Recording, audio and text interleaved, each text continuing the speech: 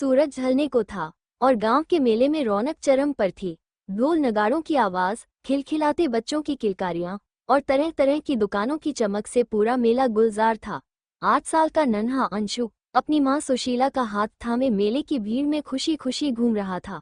उसकी आंखों में झूले, खिलौने और मिठाइयों के ख्वाब चमक रहे थे। माँ, वो गुब्बारे वाला, अंशु ने उंगली से इशारा किया।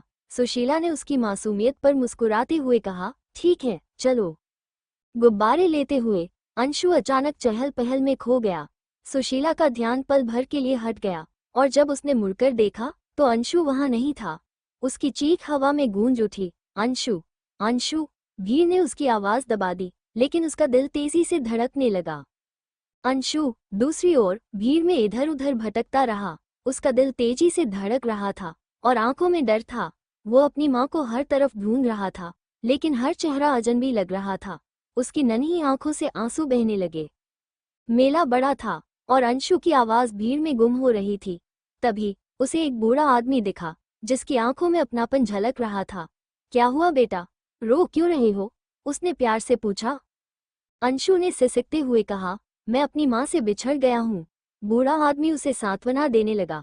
डर मत बेटा, मैं तुम्हारी मदद करूंगा। चलो वहीं चलते हैं जहां से तुम बिछड़े थे।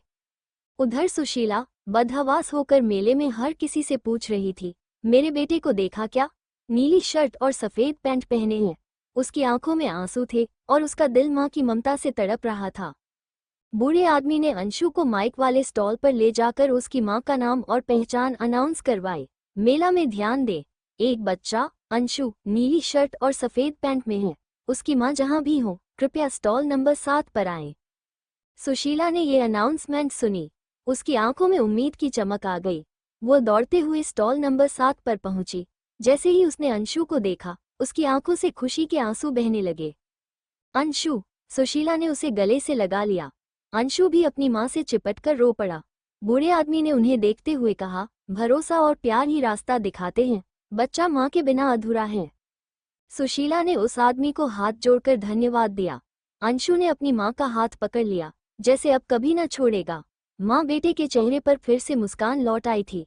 मेला खत्म हो रहा था, लेकिन अंशु और सुशीला की कहानी ने सबके दिलों में एक छाप छोड़ दी थी।